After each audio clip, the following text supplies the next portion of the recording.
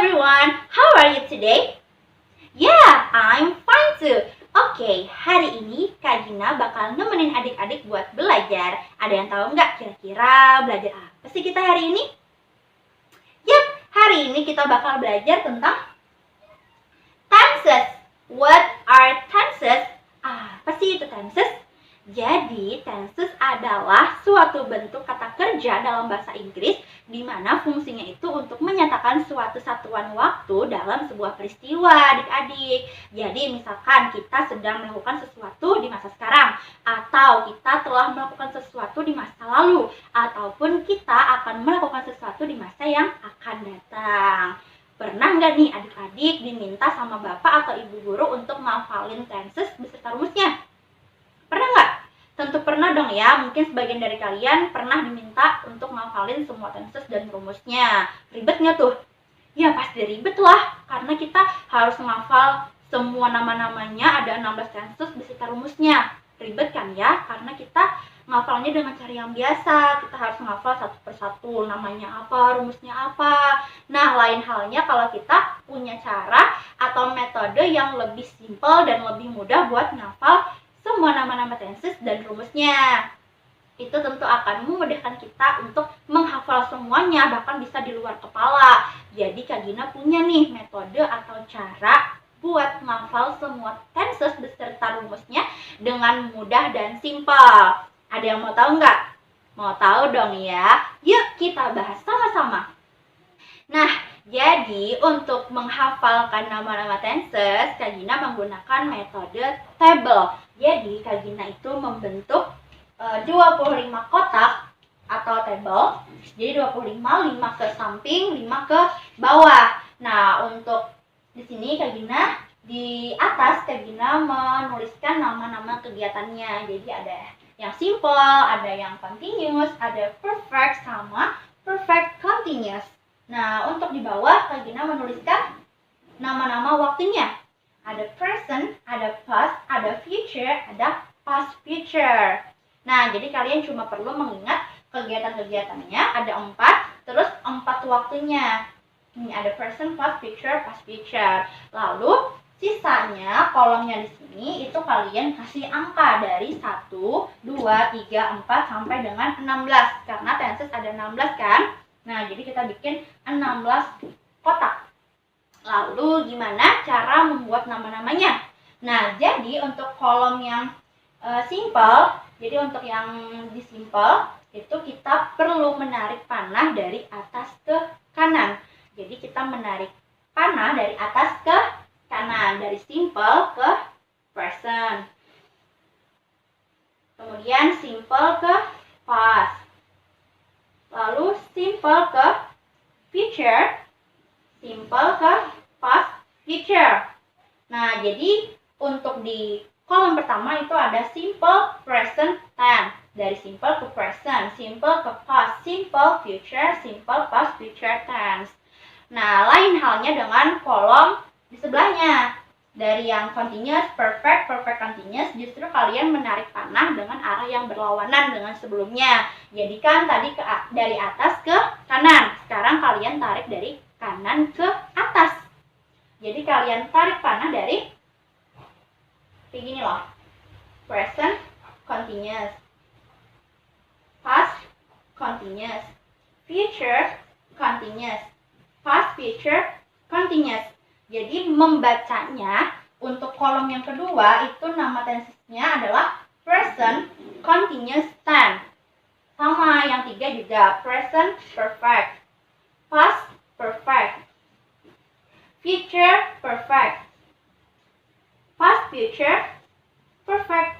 Yang di sini juga sama, present perfect continuous, past perfect continuous, future perfect continuous, past future continuous.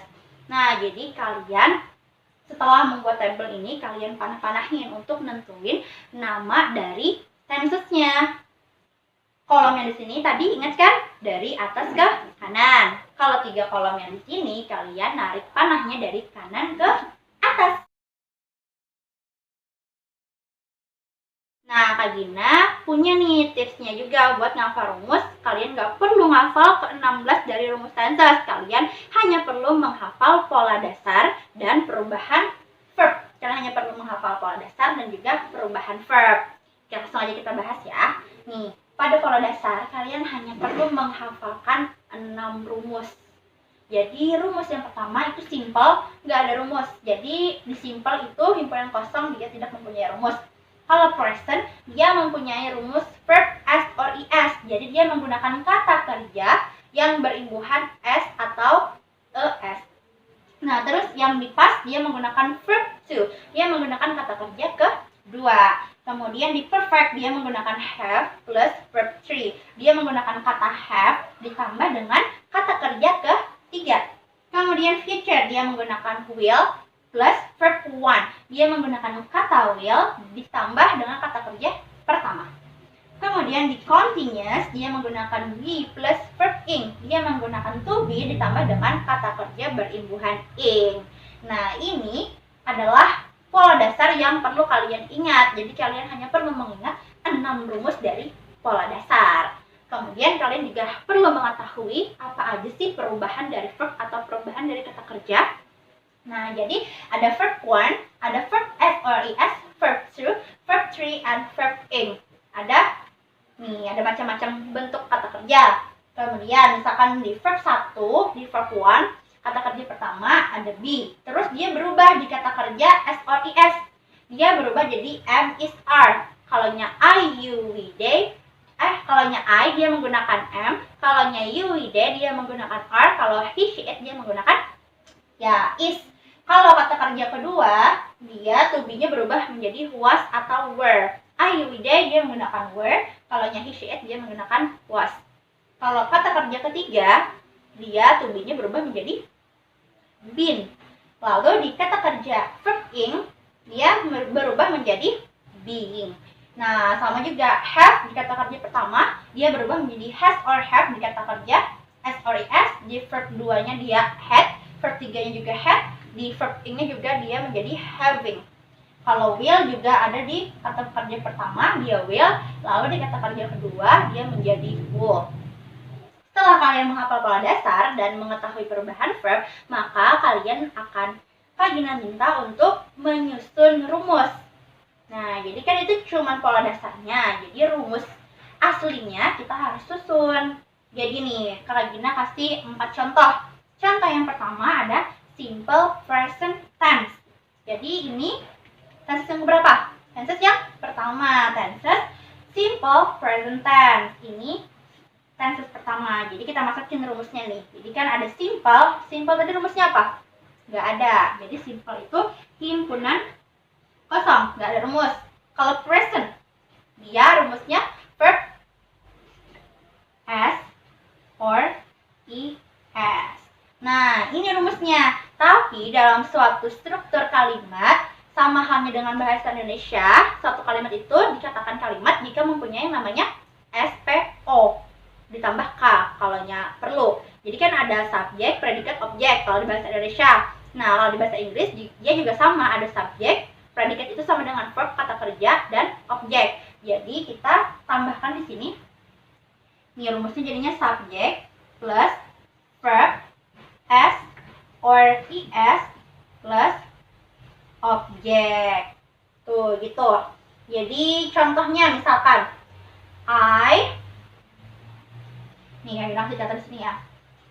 I sing a song. I sing a song. Saya bernyanyi sebuah lagu. Yang dimana ini terjadi di masa sekarang. Kemudian kita masuk ke contoh yang kedua. Ada present continuous tense. Nah, present dari rumusnya apa? Verb s or es. Terus continuous rumusnya be plus verb ing. Be plus verb ing.